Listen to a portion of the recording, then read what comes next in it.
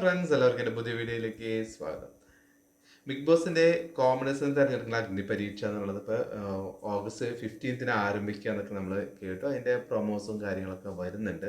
ഇപ്പോൾ ഈ അഗ്നി പരീക്ഷയിൽ 40 കോമണേഴ്സ് ഉണ്ടാവുമെന്ന് പറഞ്ഞാൽ അതിൽ നിന്നായിരിക്കും തിരഞ്ഞെടുക്കുന്നത് എന്നാണ് അറിയുന്നത്. നമുക്ക് പ്രൊമോ എന്നൊക്കെ നമുക്ക് മനസ്സിലാവുന്നത് അതിൽ നിന്നാണ്. ഇപ്പോൾ ഈ 40 കോമണേഴ്സിന് എന്തൊക്കെ തരം ടാലൻസ് ഉണ്ടോ, അവർക്ക് ഏതെങ്കിലും തരമുള്ള കടമ്പകൾ എന്ന് പറയുന്നത് എത്തരത്തിലുള്ള ഗെയിംസ് ആണോ അതോ മറ്റുള്ള കായികമായിട്ടുള്ള എന്തെങ്കിലും ഒരു ഗെയിമാണോ എന്നൊന്നും നമുക്ക് അറിയില്ല. എന്തായാലും ഇതിനെ തിരഞ്ഞെടുക്കാനായിട്ട് ഈ ബിഗ് ബോസ് ടീം അംഗങ്ങൾ സെലക്ട് ചെയ്തിരിക്കുന്ന 3 ജഡ്ജസ് എന്ന് പറയുന്നത് രഞ്ജിനി ഹരിദാസ്, പിന്നെ അഖിൽ മാരാര്, പിന്നെ റിയാസ് സലിം. എനിക്ക് ചോദിക്കാനുള്ള ഒരു കാര്യം എന്ന് വെച്ചാൽ, ബിഗ് ബോസ് എന്ന് പറയുമ്പോൾ എന്തുകൊണ്ടാണ് ഇതിൽ എപ്പോഴും 2 പേര്, രഞ്ജിനി ഹരിദാസിന്റെ പേര് നമുക്ക് മാറ്റി നിർത്താം, രഞ്ജിത് ഹരിദാസ് അങ്ങനെ വരുന്നത് കുറവാണ്. പക്ഷേ ഈ അഖിൽ മാരാർ, റിയാസ് സലിം ഇവരല്ലാതെ ബിഗ് ബോസിൽ വേറെ ഒരു കണ്ടസ്റ്റൻസും ഇല്ലേ. മുൻപ് വന്നിട്ടുള്ള ഒരു കണ്ടസ്റ്റന്റിനും ഇത്രയും പ്രാധാന്യം കൊടുത്ത് കാണുന്നില്ല. പ്രത്യേകിച്ച് അഖിൽ മാരാർ എന്ന് പറയുന്ന ഒരു വ്യക്തി, അദ്ദേഹം ഈ ബിഗ് ബോസിൽ തന്നെ ഒരുപാട് വിമർശിക്കുകയും ഒരുപാട് വീഡിയോ ചെയ്യുകയും അടലം പടലായിട്ട് വെട്ടി നിർക്കുന്ന രീതിയിലാണ് ഈ ബിഗ് ബോസിനെ അദ്ദേഹം ഓരോ തവണയും നമ്മൾ ചെയ്ത് കണ്ടിട്ടുള്ളത്.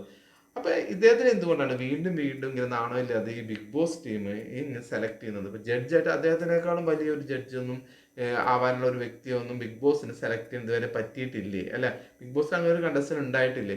എത്രയോ സീസണായി. ഇപ്പൊ 8th സീസണാണ് വരുന്നത്. ഇപ്പൊ 7 സീസൺസ് കഴിഞ്ഞിട്ടും അതിൽ നിന്നും അഖിൽമാരാന്റെ അത്രയും, അഖിൽമാരെ ഇപ്പൊ ഒരു വിന്നറാന്ന് വിചാരിക്കാം. ഈ റിയാസ് സലീം എന്ന് പറയുന്ന വ്യക്തി ഒരു വിന്നറാണോ? അല്ലല്ലോ. ഇപ്പൊ റിയാസ് സലീമിനും അഖിൽമാരാറിന് ഇത്രയധികം പ്രാധാന്യം കൊടുത്തുകൊണ്ട് എന്തിനാണ് ഇത്രയധികം പ്രൊമോസ് കൊടുക്കുന്നത്? അതും ഒരു പ്രൊമോ എന്ന് പറഞ്ഞാൽ എൻ്റെ ഒരു അഭിപ്രായത്തിൽ ഞാൻ വേണ്ടത് പക്ക ഒരു ഊള പ്രൊമോ ആയിരുന്നു കേട്ടോ. വളരെ മോശമായിരുന്നു പ്രൊമോയുടെ കാര്യം എന്ന് പറഞ്ഞാൽ. ഒരു ആണി ഒക്കെ എടുത്ത് എറിയാൻ വേണ്ടിയിട്ട് നമ്മുടെ അഖിൽമാരാര് റിയാസ് സലീമിന് ഒരു ഇതൊക്കെ കൊടുക്കും, ഒരു ആംഗ്യം കൊടുക്കും എന്ന് പറയുമ്പോൾ റിയാസ് സലീം ആണി എറിയുന്ന ഒരു രീതിയും കാര്യങ്ങളൊക്കെ ഉണ്ട്. കാണുമ്പോൾ തന്നെ നമുക്ക് ഭയങ്കര ഒരു, എന്താ പറയുന്നത്, ഒരു എനിക്കത് ഒട്ടും തന്നെ ഇഷ്ടപ്പെട്ടില്ല. റിയാസ് സലീമിന്റെ ആ ഒരു മാനറിസും കാര്യങ്ങളും നമ്മളങ്ങനെ പറയാൻ പാടില്ല എന്ന് പറയുന്നത്. എന്നാലും ഞാൻ പറയുന്നത്, ഒരു അഗ്നിപരീക്ഷ എന്നൊക്കെ പറയുമ്പോൾ നമുക്ക് അതിൻ്റെ ഒരു ഒരു പവർ ഉണ്ടല്ലോ. അവർ വന്ന് നന്നായിരിക്കുമെന്ന് തോന്നുന്നു. എനിക്ക് അഖിൽമാരാൻ്റെ കുറേ നാളത്തെ ഈ ബിഗ് ബോസിനെ കുറിച്ചുള്ള വിമർശനങ്ങളും കാര്യങ്ങളുമായിട്ട് പിന്നെ വീണ്ടും ബിഗ് ബോസിലോട്ട് വരിക എന്ന് പറയുമ്പോൾ അഖിൽമാരാൻ കണ്ടസ്റ്റനെ എടുക്കാതിരിക്കുക നല്ലതെന്നാണ് എനിക്ക് പേഴ്സണലി തോന്നുന്നത്. കാരണം ഈ അഗ്നിപരീക്ഷ എന്ന് പറഞ്ഞ ഈ ഒരു ഈ ഘട്ടം കഴിഞ്ഞ് ഉടനെ പോയിട്ട് അടുത്തൊരു വീഡിയോ ഇട്ടിട്ട് ഈ അഗ്നിപരീക്ഷയും ബിഗ് ബോസിനും വിമർശിക്കുന്നതായിരിക്കും കാണുന്നത്. പക്ഷെ ഇങ്ങനെ ഒരു കാര്യം നോക്കുകയാണെങ്കിൽ റിയാസ് സലീം ബിഗ് ബോസിനെ വിമർശിക്കുന്നൊന്നും കണ്ടിട്ടില്ല അധികം. അത്രയ്ക്ക് ഇഷ്ടമാണ്. പക്ഷെ ബിഗ് ബോസിലേക്ക് വരാൻ ബിഗ് ബോസ് ഒരുപാട് കണ്ടുകൊണ്ടിരുന്ന ഒരു വ്യക്തിയാണ്. ബിഗ് ബോസിന്റെ മാലയും വളയൊക്കെ ഇട്ടെന്ന് അറിഞ്ഞിരുന്ന ഒരു വ്യക്തിയാണെന്നൊക്കെയാണ് നമ്മൾ ആദ്യം അറിഞ്ഞത്. അദ്ദേഹത്തിൽ നിന്ന് പറഞ്ഞ് കേട്ടിട്ടുള്ളത്, നമ്മൾ അറിഞ്ഞ കാര്യങ്ങളൊക്കെ അങ്ങനെയാണ്. പക്ഷെ ഈ ബിഗ് ബോസിൽ വന്നതിന് ശേഷം, സീസൺ 4 വന്നതിന് ശേഷം പിന്നെ റിയാസ് സലീമിനോട് ബിഗ് ബോസിനെ കുറിച്ച് ചോദിക്കുകയാണെങ്കിൽ ഞാൻ അധികം കാണാറില്ല.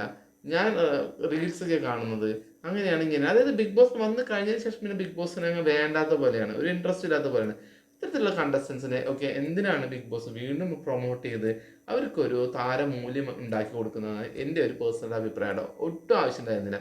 ശരിക്കും ഇവരൊക്കെ എന്തെല്ലോ അകറ്റി നിർത്തന്നെയാണ് വേണ്ടിയിരുന്നത്. ബിഗ് ബോസ് അവരെ അകറ്റി നിർത്തിയിട്ട് അവര് മുമ്പത്തെ കണ്ടസ്റ്റൻസിൽ ഇത്തിരി നല്ല ആൾക്കാരുണ്ടെങ്കിൽ തിരഞ്ഞെടുക്കുക. എത്രയോ പേരുണ്ടെന്നാണ് എൻ്റെ അഭിപ്രായത്തിൽ. ഇഷ്ടം പോലെ ആൾക്കാരുണ്ട്.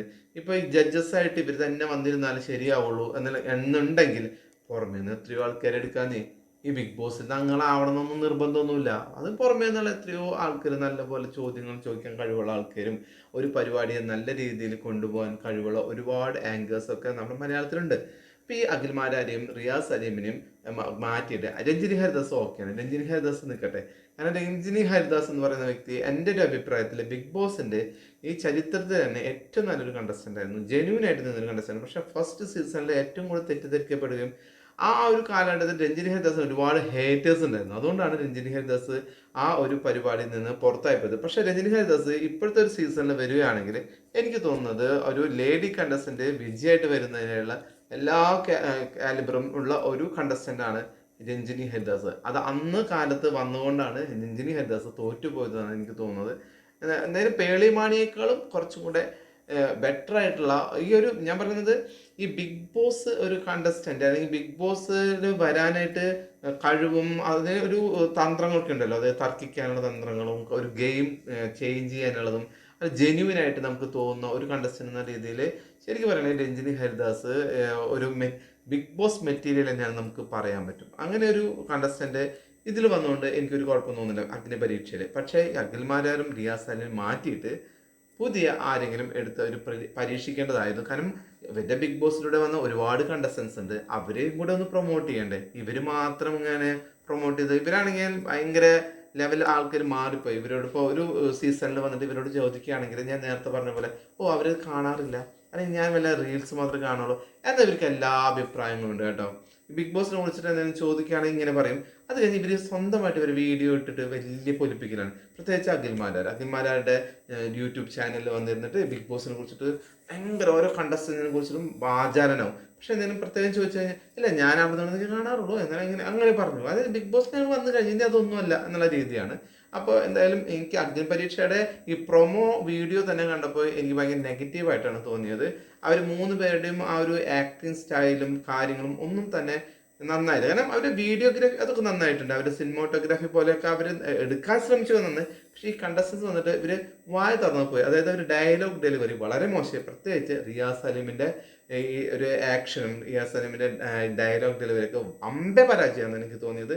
അഗ്നി പരീക്ഷ എന്ന് പറയുന്ന ഈ പരിപാടിയെ കുറിച്ചിട്ട് എനിക്കൊരു ആകാംക്ഷയുണ്ട്. പക്ഷേ പ്രൊമോ എൻ്റെ അഭിപ്രായത്തിൽ വളരെയധികം ഫ്ലോപ്പായിരുന്നു എന്നാണ് എനിക്ക് തോന്നിയിട്ടുള്ളത്. അപ്പോൾ എന്തായിരിക്കും ഇനി ഓഗസ്റ്റ് 15 നമ്മൾ കാണാൻ പോകുന്നത്, വരുന്ന കോമണേഴ്സൊക്കെ എത്തരത്തിലുള്ള ആൾക്കാരായിരിക്കും എന്നൊന്നും അറിയില്ല. കാരണം 40 ആൾക്കാരുണ്ടെന്ന് പറയുമ്പോൾ എന്തായാലും അതിൽ നിന്ന് സെലക്ട് ആവാനായിട്ട് കഴിവുള്ള ഒരുപാട് ആൾക്കാരുണ്ടാവും, പുതിയ ആൾക്കാരുണ്ടാവും, ഒരുപാട് എഡ്യൂക്കേറ്റഡുള്ള ആൾക്കാരൊക്കെ ഉണ്ട്. പ്രൊമോ ഇപ്പോൾ ഒരാൾ പറഞ്ഞു ഞാൻ എഞ്ചിനീയറാണ് എന്ന് പറയുന്നത് കേട്ടു, പിന്നെ ഒരാൾ വീട്ടമ്മയാണെന്ന് പറഞ്ഞു കേട്ടു, പിന്നെ ഒരു പെൺകുട്ടിയുണ്ട് അവർ വേറെ ഏതോ ഒരു മേഖലയിൽ നിന്ന് വരുന്നു എന്നൊക്കെയാണ് പറയുന്നത് കേട്ടത്. അപ്പോൾ എന്തായാലും ഒരുപാട് എഡ്യൂക്കേറ്റഡ് ആൾക്കാരുണ്ടായിരിക്കാം. കോമേഴ്സ് എന്ന് പറയുമ്പോൾ എഡ്യൂക്കേഷൻ മാത്രമല്ലല്ലോ വരുന്നത്. കോമേഴ്സ് എന്ന് സാധാരണ നമ്മളുടെ ഇതിൽ പഠിപ്പും വിദ്യാഭ്യാസമൊക്കെ ഇതിനൊരു മാനദണ്ഡമൊന്നുമല്ല. പക്ഷെ ഇതിൻ്റെ അകത്ത് എങ്ങനെ പിടിച്ച് നിൽക്കാം എന്നുള്ള കഴിവ്. ഇപ്പോൾ ഗോപിക എന്ന് പറയുന്ന ഒരു കണ്ടസ്റ്റൻ്റ് ആണ്. പക്ഷെ എനിക്ക് ഏറ്റവും കാര്യം ഒരു കോമണേഴ്സ് എന്ന് പറയുമ്പോൾ വെറുപ്പിക്കാതിരിക്കാന്നാണ്. ഇപ്പോൾ ഗോപിക ആണെങ്കിൽ ഭയങ്കര വെറുപ്പിക്കലായിരുന്നു, അതിന് ശേഷം വന്നിട്ടുള്ള റസ്മിൻ ബായ് ഭയങ്കര വെറുപ്പിക്കലായിരുന്നു. അതിൽ നിന്നൊക്കെ ഇത്തിരി ഒരു പിന്നെ അനീഷ് പറയേ വേണ്ട.